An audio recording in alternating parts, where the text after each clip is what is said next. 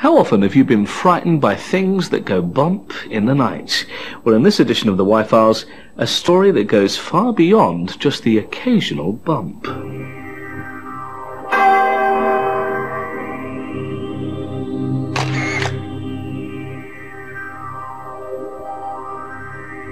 Gloria Conway, a regular contributor to the Y-Files, told us about a story in Suffolk.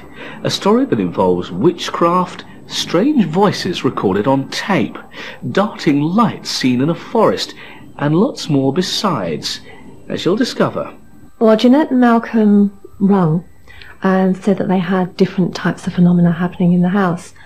We came along initially to do a very low-key investigation, and it came up with some interesting results because it seemed to cover a broader area than just one bungalow. Malcolm's house has been one of the prominent areas in Gloria's investigation, not only because of his experiences, but also the mysterious whisper that she picked up on tape. He's here. He's here. He's here. The first experience I had was probably before I even purchased the house. I'd come up in the middle of the night and I heard a voice in the front hedge. Thought I was going a bit cracky, but didn't really know why or where it came from, because there was nobody here. It's a very isolated place. We thought we would call in Yvette Tamara to see what she could pick up. These are her first impressions.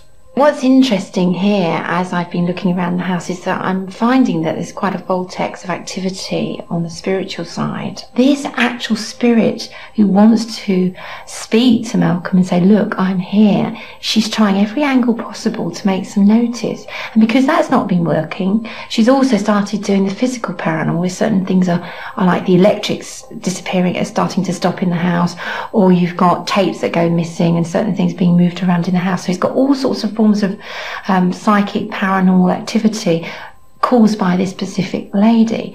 And as I've been looking around the house and looking on the outskirts of the house, there seems to be a lot of ley lines I can see connecting to one part, which is across the road into the woods.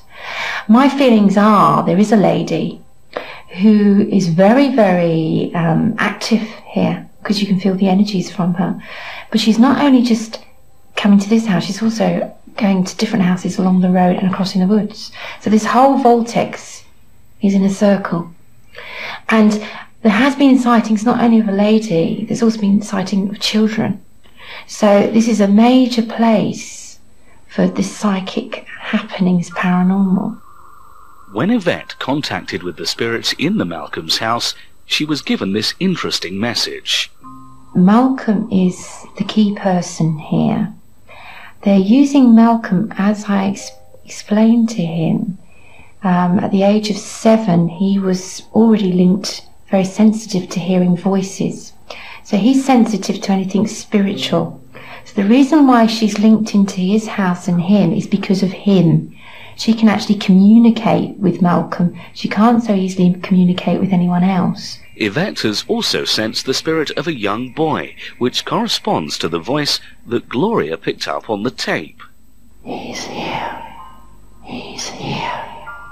He's here. There's also a child here that is a young boy who's also very mischievous. That also, I feel, the lady in question is sort of his guardian angel. Malcolm is not the only one who has experienced the energies from the vortex that's here. Jeanette, who lives close by, recounts for us her run of bad luck in her first year here. Firstly, I think it was my daughter broke her toe, so she was off school for a few weeks, which she was quite happy about. The next thing happened, my cat was killed. We live on the lane is fairly quiet, and we had 2 cats killed actually.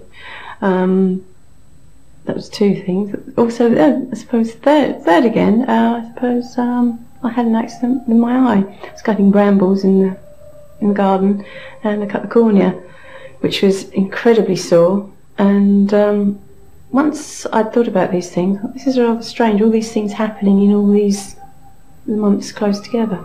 We spoke to Jeanette's daughter Jenna and her boyfriend, who told us of their experiences in the house. I was playing on the piano one night and I thought I heard someone behind me. I thought it could have been my mum coming to listen or something. So I turned around, there wasn't anyone there, so I carried on, and it happened about 3 or 4 times. I walked down the hall to see if there was anyone there, and just double check, make sure. And there was no one there, and so I thought, strange. I came back in here, and got into bed, and about 10 minutes later, I felt this strange presence come onto like just beside me, and it just stayed there for quite a while, and I was just getting off to sleep. And as I rolled over to like move more into the bed, because I was sitting on that side of the bed, and it was just like trying to push me away. It was really cold, and it just wasn't very nice. So I thought, I'm going to try and sit here. So I just stayed on this side of the bed, and had to sleep there all night. It was cold. Gloria, like Yvette, found a large amount of activity around the tree. As I walked up to the tree and actually asked permission to enter into the guardian space, which is the space around any building or tree, there was a flash of light above my head. And as I walked backwards away from the tree, the light dimmed. When I went back in, there was another flash, but not quite as strong, like a battery running down. And on the third time, it was just a very dull glow. It literally knocked us sideways, the power of the tree. It seemed to be a swirling around the tree that was tangible. It made you stagger. We got the impression there was a whole group of people dancing round and round and round, and it really was quite hypnotic. The second time we went back to the tree, it was a different time of month. It seems to be a moon cycle that affects the tree. On a full moon, it's very benign and very friendly, but when there's no moon, it's very, very menacing. If you look at the tree itself, it's as though it's lifted itself up from the ground, and the way that the structure of the bark is, it's all very different shades all around. But the amazing thing is, the trees on the outside of the main tree, if you look as you go around, there's 13. So this is where I feel the central point, where they had the witchcraft and all the activity. This is what needs to be cleaned and someone to go along and sort of I'm trying to think of the right context, the right thing to do there. It needs to be cleansed, but it has to be done in the right way.